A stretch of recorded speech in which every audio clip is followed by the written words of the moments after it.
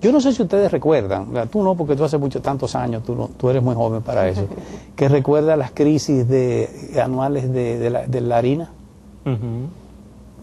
Todos los años había una crisis de harina, que no había harina, comenzaban a especular con ella, pero era toda una mafia montada alrededor de eso. Para importarla. No, para venderla mucho más cara, porque como no había harina, entonces el que fabricaba pan o el que tenía un negocio la pagaba al precio que fuera.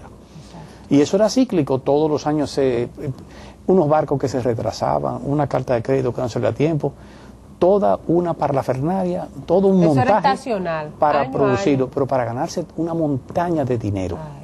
Igual que pasa con los colegios y los libros de texto. Pero sucedía con el cemento también. Sí. Es decir, los que tenían asignaciones de cemento, los que estaban cerca del doctor Balaguer, porque fue en esa época todo ese asunto, los que estaban ahí eran los que gozaban y tenían el derecho de repartir la arepa. Es decir, la arepa era ajena, pero a usted le daban el cuchillo y el derecho de partirla en los pedazos. Entonces, esto es para ti, esto es para mí y tal cosa. Y lo que se llama aquí la comida del boa, es decir, el asunto de pagar peaje para todo eso. Entonces, cuando tú mencionas, Luis, de que hay la necesidad de que el compromiso no sea solamente de determinados sectores, también la despolitización y la descontaminación de decisiones mayores. No es solamente con la cuestión de meter a una persona o ponerle a un dirigente en tal cosa, no. Eso quizás sea un mal menor. Es decisiones tomadas para favorecer particularmente personas. Y yo estoy seguro de que Celso debe andar ahí con un bisturí, porque hay muchos intereses antiguos que ni siquiera son políticos, que pertenecen a eso. Es como una claque. Señores, ese tiburón tiene 1 millón de rémoras pegados. Enquistado. Ahí hay sanguijuelas por todos los sitios pegados con todo eso. Así que, y han vivido ese asunto, y han bien vivido de todas esas cosas. Pero es el momento de comenzar a no poner parcho, de resolver esa situación. Yo confío mucho, y le digo una cosa, podrá gustarle o no gustarle Celso Marrancini, pero realmente tiene un compromiso, un reto, y va a hacer todo lo que a su alcance esté para salir bien, porque su fracaso va a ser un fracaso personal doloroso, y estoy seguro de que, y miren lo que haya dicho, ya están haciendo cosas, ya pasado los fuegos artificiales, ¿verdad?, del inicio y lo demás, es cuestión de ver cómo se aquieta toda esa podredumbre que hay dentro y todas esas cosas de las cuales salieron una que otra. Pero la misma buena voluntad y disposición generalizada, yo diría, de una gran mayoría de los dominicanos en apoyar con esa gestión de don Celso, va a ser también que esos intereses que quieran sacar la cabeza, que van a salir entonces se van a poner en evidencia. Eso creo sería que positivo. Eso va a ayudar a que se pueda ir minando. Y no le faltó, y no se debe soslayar que el presidente tuvo que hacer uso de valor. Sí. En el sentido de que había una presión. Una decisión valiente. Sí, una decisión valiente para quitar a alguien que se sentía con muchísimo poder y con compromisos. Pero es cuestión de que yo mantengo mi idea de que electo solamente es el presidente. Los demás somos nombrados. Sí. Así que, y como los zócalos de cadenita, usted los jala y se apaga ahí mismo nada más. Y es cuestión de un tablero político y de conveniencia. Sí. El que no lo entienda. El que funciona bien, el que no funciona es para afuera. O sea, realmente debe buscarse y tomar la... Y hay momentos en que los presidentes tienen que tomar decisiones, a pesar incluso del afecto, de la amistad y de lo que sea una relación personal que pueda tener con un partidario, con un dirigente y cosas parecidas, porque hay temas con los cuales no se puede jugar la sociedad dominicana, ni un presidente va a hacer lujo de esperar que sigan desarrollándose y que sigan siendo entorpecimientos para la evolución de una sociedad. Y la opinión pública, las encuestas estaban arrojando que cómo afectaba la imagen del gobierno una acción por esa vía. Yo creo que eso fue una decisión correcta, oportuna, compromete a muchos sectores, compromete a mucha gente, pero de ese éxito pues debemos empujar todo hacia ese sentido. Claro. Aquí no es cuestión de que fracase él, porque el fracaso de él es el fracaso de todo el mundo.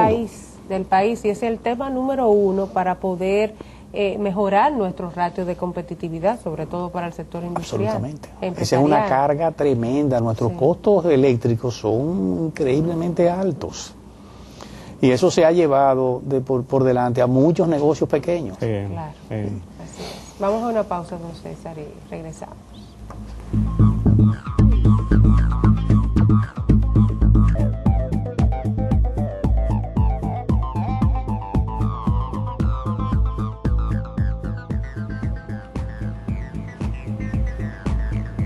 Amigos y amigas de Agenda Económica, la verdad que resulta súper agradable conversar con don César. Aquí está un coloquio donde uno se ríe, aprende, ve una visión, sabe historia, economía, política, todo un contexto ahí totalmente generalizado. Y no hemos hablado de refranes criollos, que fue mi tema de esta semana en el periódico. Pero díganos algo, antes de yo hacerle alguna pregunta. Ya habrá oportunidad. Ya habrá oportunidad porque usted lo hace de manera espontánea. Y viendo otro tema también importante de las decisiones que ha adoptado el presidente de la República después del 16 de agosto, que todo el mundo se quedó esperando lo que iba a hablar, o sea, que iba a pronunciar algún discurso, y la verdad que él se quedó callado y empezó a actuar. Lo mismo que él está diciendo a la comunidad internacional, hay que actuar, que la acción domine.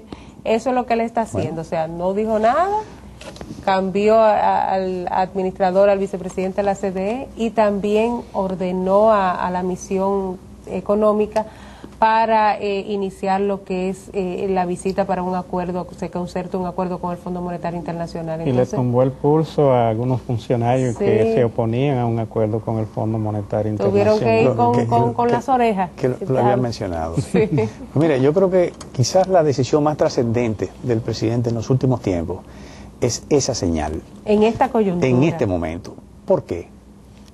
Con una situación de la economía del mundo, y la nuestra también, que está dando señales de agotamientos en algunos sectores, o más que agotamiento, ha habido una caída de recaudaciones y los demás.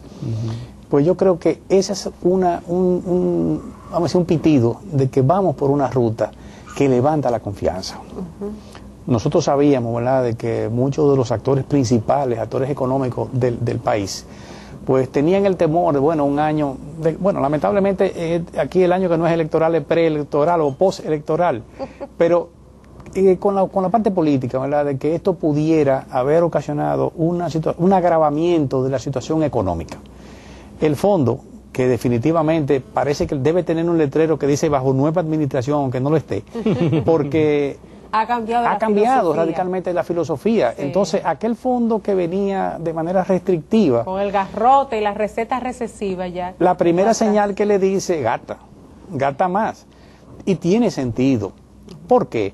Porque a medida que el gobierno gaste de manera eficiente, ¿verdad?, y en el sentido correspondiente, y con obras que multiplique el empleo, pues está dinamizando la economía. Y es lo mismo que han hecho los americanos allá, es decir, con su asunto. Han inyectado dinero, han involucrado el gobierno en acciones de ese tipo, y ¿por qué no recetarlo también a los países como los nuestros? Pero lo hicieron, don César, porque los países del G20, del Grupo 20, le pusieron en las manos al fondo 250.000 millones de dólares para que lo proporcione los países miembros. En el caso de la República Dominicana nos tocaron unos 275 millones, que no son, por cierto, un préstamo, sino un aporte de capital que no tiene costo financiero. Por primera vez.